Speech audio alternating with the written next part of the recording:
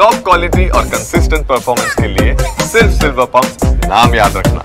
ಪಹಲ್ಗಾಮ್ ಹತ್ಯಾಕಾಂಡ ನಡೆಸಿರುವ ಉಗ್ರರಿಗೆ ಕುಮ್ಮಕ್ಕು ನೀಡಿರುವ ಪಾಕ್ಗೆ ಭಾರತ ಪಾಠ ಕಲಿಸಲು ಮುಂದಾಗಿದೆ.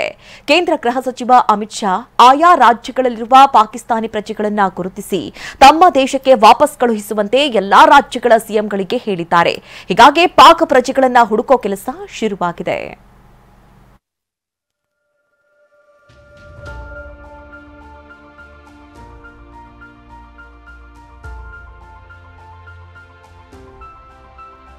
ಒಂದು ಕ್ಷಣವೂ ಇಲ್ಲಿರುವಂತಿಲ್ಲ, ಒಂದು ದಿನಾನೂ ಇಲ್ಲಿ ಉಳಿಯುವಂತಿಲ್ಲ. ಏಪ್ರಿಲ್ 27 ಅಂದ್ರೆ ನಾಳೆ ಬೆಳಗಾಗ್ತಿದ್ದಂತೆ ಪಾಕಿಸ್ತಾನಿಗಳೆಲ್ಲ ದೇಶ ತೊರೆಯಬೇಕು. ಇಂಥದ್ದೊಂದು ಕಟ್ಟಾಜ್ಞೆಯನ್ನ ಕೇಂದ್ರ ಸರ್ಕಾರ ಹೊರಡಿಸ್ತಿದ್ದಂತೆ ಪಾಕ್ ಪ್ರಜೆಗಳೆಲ್ಲ ಗಡಿಗಳತ್ತ ಹೆಜ್ಜೆ ಹಾಕಿದ್ದಾರೆ. ಸಿಕ್ಕ ವಾಹನ ಹತ್ತಿ ಪಾಕ್ಗೆ ಹೋಗ್ತಿದ್ದಾರೆ. ಕೇಂದ್ರ ಸರ್ಕಾರ ಇಂಥ ಘೋರ ನಿರ್ಧಾರ ಕೈಗೊಳ್ಳೋದಕ್ಕೆ ಕಾರಣವೇ ಪಹಲ್ಗಾಮ್ ನರಮೇಧ.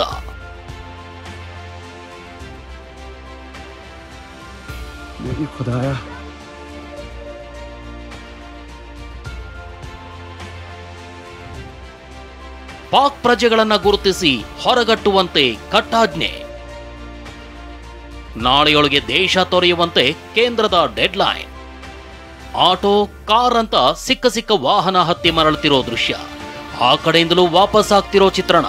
ಪಹಲ್ಗಾಮ್ ಘೋರದ ಬಳಿಕ ಭಾರತ ಪಾಕ್ ನಡುವೆ ಮತ್ತೆ ಸಂಘರ್ಷ ಶುರುವಾಗಿದೆ. ವೈರಿ ದೇಶವನ್ನ ಮಟ್ಟ ಹಾಕಲು ಪಣ ತೊಟ್ಟಿರೋ ಸರ್ಕಾರ ಒಂದೊಂದೇ ದಿಟ್ಟ ಹೆಜ್ಜೆ ಇಡುತ್ತಿದೆ.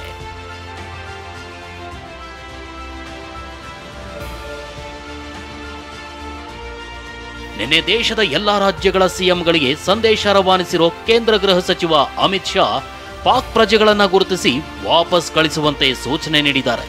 ಪಾಕಿಸ್ತಾನ ಪ್ರಜೆಗಳನ್ನ ಗುರುತಿಸಿ ವೀಸಾ ರದ್ದುಗೊಳಿಸಿ ಹೊರಗಟ್ಟಿ ಅಂತ ಗೃಹ ಇಲಾಖೆ ಆದೇಶಿಸಿದೆ. ಭಾರತದಿಂದ ಪಾಕ್ ನಾಗರಿಕರಿಗೆ ಗೇಟ್ ಪಾಸ್. ಎದ್ದು ಬಿದ್ದು ದೇಶ ಬಿಡುತ್ತಿರುವ ಪಾಕಿಸ್ತಾನಿಯರು. ಪಹಲ್ಗಾಮ್ ಉಗ್ರರ ದಾಳಿಯಿಂದ ಕ್ರೋಧಗೊಂಡಿರೋ ಭಾರತ ಪಾಕಿಸ್ತಾನದ ಮೇಲೆ ರಾಜತಾಂತ್ರಿಕ ಯುದ್ಧ ಸಾರಿದೆ. ಮೊದಲಿಗೆ ಸಾರ್ಕ್ ದೇಶಗಳ ವಿಶೇಷ ವೀಸಾ ರದ್ದು ಮಾಡಿದ್ದ ಭಾರತ ಪಾಕಿಸ್ತಾನ ಬುದ್ಧಿ ಕಲಿಯುತ್ತೆ ಅಂದ್ಕೊಂಡಿತ್ತು. ಆದರೆ ಭಾರತದ ವಿರುದ್ಧವೇ ಪಾಕ್ ನಿಂತಿರೋದ್ರಿಂದ ಈಗ ವಿಸಿಟರ್, ಬಿಸಿನೆಸ್ ಸೇರಿದಂತೆ 17 ರೀತಿಯ ವೀಸಾಗಳನ್ನ ಭಾರತ ಸರ್ಕಾರ ರದ್ದು ಮಾಡಿದೆ. ಈ ಮೂಲಕ ಪಾಕಿಸ್ತಾನಕ್ಕೆ ದೊಡ್ಡ ಆಘಾತ ನೀಡಿದೆ. ಕೆಲವು ವೀಸಾಗಳನ್ನ ಹೊರತುಪಡಿಸಿ ಬಹುತೇಕ ಎಲ್ಲಾ ವೀಸಾಗಳನ್ನ ಭಾರತ ರದ್ದು ಮಾಡಿದೆ. ಲಾಂಗ್ ಟರ್ಮ್ ವೀಸಾ, ರಾಜತಾಂತ್ರಿಕ ಮತ್ತು ಅಧಿಕಾರಿಗಳಿಗೆ ನೀಡುವ ವೀಸಾಗಳಿಗೆ ಯಾವುದೇ ಸಮಸ್ಯೆ ಇಲ್ಲ. ಈ 2 ವೀಸಾಗಳನ್ನ ಹೊರತುಪಡಿಸಿ ಏಪ್ರಿಲ್ 27ರ ಒಳಗೆ ಉಳಿದೆಲ್ಲಾ ವೀಸಾ ಪಡೆದವರು ದೇಶ ಬಿಡಬೇಕು. ವೈದ್ಯಕೀಯ ವೀಸಾಗಳು ಕೂಡ ಏಪ್ರಿಲ್ 29ರ ನಂತರ ಅಸಿಂಧು ಆಗಲಿವೆ ಅಂತ ಕೇಂದ್ರ ಸರ್ಕಾರ ಹೇಳಿದೆ. ರಾಜ್ಯದಲ್ಲೂ ಪಾಕ್ ಪ್ರಜೆಗಳಿದ್ರೆ ಕ್ರಮ ಕೈಗೊಳ್ತೀವಿ ಅಂತ ಗೃಹ ಸಚಿವ ಪರಮೇಶ್ವರ್ ಹೇಳಿದ್ದಾರೆ. ನಾವಿಷ್ಟೇ ಹೇಳ್ತೀವಿ, ರಾಷ್ಟ್ರದ ಭದ್ರತೆಯ ವಿಚಾರದಲ್ಲಿ ಈಗಾಗಲೇ ಅವರು ಕೆಲವು ನಿರ್ಧಾರಗಳನ್ನು ರಾಜತಾಂತ್ರಿಕವಾಗಿ ತಗೊಂಡಿದ್ದಾರೆ. ಇನ್ನೂ ಹೆಚ್ಚು ಕಠಿಣವಾದಂಥ ನಿರ್ಧಾರಗಳನ್ನು ಮಾಡಬೇಕು. ಇಂಥ ಘಟನೆಗಳು ಮರುಕಳಿಸ್ದಂಗೆ ಏನು ಟೆರರಿಸ್ಟ್ ಆರ್ಗನೈಸೇಷನ್ಸ್ಗಳು ಆ ಭಾಗದಲ್ಲಿದ್ದಾವೆ ಅವುಗಳನ್ನೆಲ್ಲ ಹತ್ತಿಕ್ಕುವಂಥದ್ರಲ್ಲಿ ಇನ್ನೂ ಹೆಚ್ಚಿನ ರೀತಿ ಕಠಿಣವಾಗಿ ತೀರ್ಮಾನಗಳನ್ನು ತಗೋಬೇಕು ಅಂತ ಅಷ್ಟೇ ಹೇಳ್ಬೋದು. ದೇಶದಲ್ಲಿ ಒಟ್ಟು 14,000 ಪಾಕ್ ಪ್ರಜೆಗಳು ವಾಸವಾಗಿದ್ರೆ ಕರ್ನಾಟಕದಲ್ಲೇ 88 ಪ್ರಜೆಗಳಿರೋದು ಗೊತ್ತಾಗಿದೆ. ಈ ಪೈಕಿ ಭಾರತದ ಪ್ರಜೆಗಳನ್ನ ಮದುವೆಯಾಗಿ ಬಂದವರು ಸೇರಿದಂತೆ 84 ಪ್ರಜೆಗಳು ಲಾಂಗ್ ಟರ್ಮ್ ವೀಸಾದಲ್ಲಿದ್ದಾರೆ. ಆದರೆ 4 ಪ್ರಜೆಗಳು ಮಾತ್ರ ವಿಸಿಟರ್ ವೀಸಾದಲ್ಲೇ ಕರ್ನಾಟಕದಲ್ಲಿ ನೆಲೆಸಿದ್ದಾರೆ. 84 ಪ್ರಜೆಗಳಿಗೆ ಯಾವುದೇ ಆತಂಕ ಇಲ್ಲ. ಆದರೆ ಕೇಂದ್ರದ ನಿರ್ಧಾರದಿಂದಾಗಿ 4 ಪ್ರಜೆಗಳು ಏಪ್ರಿಲ್ 27ರ ಒಳಗಾಗಿ ದೇಶ ತೊರೆಯಬೇಕಿದೆ. ರಾಜ್ಯದ ಯಾವ ಜಿಲ್ಲೆಯಲ್ಲಿ ಎಷ್ಟೆಷ್ಟು ಪಾಕ್ ಪ್ರಜೆಗಳಿದ್ದಾರೆ ಅನ್ನೋದನ್ನ ನೋಡಿದ್ರೆ ಬೆಳಗಾವಿ ಜಿಲ್ಲೆಯಲ್ಲಿ 6 ಪ್ರಜೆಗಳು ವಾಸ ಮಾಡ್ತಿದ್ದು LTE ವೀಸಾ ಮೇಲೆ ಬಂದಿದ್ದಾರೆ. ಇನ್ನು ಮೈಸೂರಿನಲ್ಲಿ 3 ಮಕ್ಕಳು ಸೇರಿದಂತೆ 8 ಜನ ವಾಸವಾಗಿದ್ದಾರೆ. ತುಮಕೂರು ಜಿಲ್ಲೆಯಲ್ಲೂ 3 ಪಾಕಿಸ್ತಾನಿ ಮಹಿಳೆಯರು ವಾಸ ಮಾಡ್ತಿರೋದು ಗೊತ್ತಾಗಿದೆ. ಅದೇ ರೀತಿ ಚಿಕ್ಕಬಳ್ಳಾಪುರ ಜಿಲ್ಲೆಯಲ್ಲಿ 2 ಪಾಕಿಸ್ತಾನಿ ಪ್ರಜೆಗಳಿದ್ದು ಅವರು ಮಹಿಳೆಯರ ಅಥವಾ ಪುರುಷರ ಅಂತ ಬಹಿರಂಗಪಡಿಸಲು SP ನಿರಾಕರಿಸಿದ್ದಾರೆ.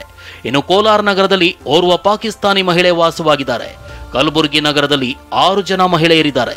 ರಾಯಚೂರಿನಲ್ಲಿ ಒಬ್ಬ ಮಹಿಳೆ ಇದ್ದಾಳೆ. ರಾಮನಗರ ಜಿಲ್ಲೆಯಲ್ಲಿ ಓರ್ವ ಮಹಿಳೆ ವಾಸವಾಗಿದ್ದಾಳೆ. ಕೊಪ್ಪಳ ಜಿಲ್ಲೆಯಲ್ಲೂ 2 ಪಾಕಿಸ್ತಾನಿ ಮಹಿಳೆಯರಿದ್ದಾರೆ. ಯಾದಗಿರಿಯ ಸುರಪುರದ ರಂಗಂಪೇಟನಲ್ಲಿ ಓರ್ವ ಪಾಕಿಸ್ತಾನಿ ಮಹಿಳೆ ಇದ್ದಾಳೆ. ಇನ್ನು ದಾವಣಗೆರೆಯಲ್ಲಿ ಓರ್ವ ಪಾಕಿಸ್ತಾನಿ ಪ್ರಜೆ ಇದ್ದಾನೆ. ಆತ ದಾವಣಗೆರೆಯ ಜೆಜೆಎಂ ಮೆಡಿಕಲ್ ಕಾಲೇಜ್ನಲ್ಲಿ ವ್ಯಾಸಂಗ ಮಾಡ್ತಿದ್ದಾನೆ. ಇನ್ನು ಉತ್ತರ ಕನ್ನಡ ಜಿಲ್ಲೆಯಲ್ಲೇ ಅತಿ ಹೆಚ್ಚು ಅಂದ್ರೆ 15 ಪಾಕಿಸ್ತಾನ ಪ್ರಜೆಗಳು ವಾಸವಾಗಿದ್ದಾರೆ. ಭಟ್ಕಳದವರನ್ನ ಮದುವೆಯಾಗಿ ಇಲ್ಲೇ ವಾಸ ಮಾಡ್ತಿದ್ದು, ಭಟ್ಕಳ ನಗರದಲ್ಲೇ 14 ಜನ ಪಾಕಿಸ್ತಾನಿಯರಿದ್ರೆ ಒಬ್ರು ಕಾರವಾರದಲ್ಲಿ ವಾಸವಾಗಿದ್ದಾರೆ. ಎಲ್ಲರೂ ಲಾಂಗ್ ಟರ್ಮ್ ವೀಸಾದಲ್ಲೇ ವಾಸ ಮಾಡ್ತಿರೋದು ಗೊತ್ತಾಗಿದೆ. 25-30 ವರ್ಷದ ಹಿಂದೆನೇ ಪಾಕಿಸ್ತಾನಿ ನೇಷನ್ಸ್ ಜೊತೆ ಅವರು ದುಬೈನಲ್ಲಿ UAEನಲ್ಲಿ ಇರೋಂಥ ಸಂದರ್ಭದಲ್ಲಿ ಮ್ಯಾರೇಜಸ್ ಎಲ್ಲ ಆಗಿದೆ. ಮ್ಯಾರೇಜ್ ಆದಮೇಲೆ ಅವರು ಇಲ್ಲೇ ಬಂದು ನಿಲ್ಲಿಸಿದ್ದಾರೆ. ಅವರಿಗೆ ಮಕ್ಕಳು ಸಹ ಆಗಿದೆ. ಆ ರೀತಿ ನಮ್ಮ ಜಿಲ್ಲೆಯಲ್ಲಿ ಈಗ ಲಾಂಗ್ ಟರ್ಮ್ ವೀಸಾ ಅಡಿಯಲ್ಲಿ 15 ಜನ ಇದ್ದಾರೆ. ಇದೆಲ್ಲ ಏನಂತ ಹೇಳಿದ್ರೆ ಪಾಕಿಸ್ತಾನ ರಿಲೇಟೆಡ್ ಅಲ್ಲ, ಎಲ್ಲ UAE ದುಬೈನಲ್ಲಿ ನೆಲೆಸೋಂಥ ವ್ಯಾಪಾರಿಕ ಸಂದರ್ಭದಲ್ಲಿ ಮದುವೆ ಆಗಿರುವಂಥದ್ದು. ಈಗ ಈ ಆದೇಶ ಬಂದ ನಂತರ ನಾವು ನಮ್ಮ ಮೇಲಾಧಿಕಾರಿಗಳ ಒಂದು ಆದೇಶ ಮೇಲೆ ನಾವು ವೆರಿಫೈ ಮಾಡಿದ್ವಿ. ಪ್ರತಿ ತಿಂಗಳು ಮಾಡ್ತಾ ಇರ್ತೀವಿ. ಅವರೆಲ್ಲ ಇಲ್ಲೇ ನೆಲೆಸಿದ್ದಾರೆ. ಈಗಿರುವಂಥ ರೂಲ್ಸ್ ಆ್ಯಂಡ್ ರೆಗ್ಯುಲೇಷನ್ ಪ್ರಕಾರ ಅವ್ರು ಯಾವುದೂ ಅದು ಅಪ್ಲೈ ಆಗೋದಿಲ್ಲ. ಪಾಕಿಸ್ತಾನದಿಂದ ಮರಳಿದ 286 ಭಾರತೀಯರು. ಇನ್ನು ಪಾಕಿಸ್ತಾನದಿಂದಲೂ 286 ಭಾರತೀಯ ಪ್ರಜೆಗಳು ವಾಪಸ್ಸಾಗಿದ್ದಾರೆ. ಸಂಬಂಧಿಕರ ಭೇಟಿಗೆ ಅಂತ ಲಾಹೋರ್ಗೆ ಹೋಗಿದ್ದ ಜೈನಾಬ್ ಅನ್ನೋರು ಕೂಡ ದೇಶಕ್ಕೆ ಮರಳಿದ್ರು. ಅಟಾರಿ ವಾಘಾ ಗಡಿಯಲ್ಲಿ ಮಕ್ಕಳು ಮೊಮ್ಮಕ್ಕಳು ಜೈನಾಬ್ರನ್ನ ಸ್ವಾಗತಿಸಿದ್ರು. Bureau report, TV9.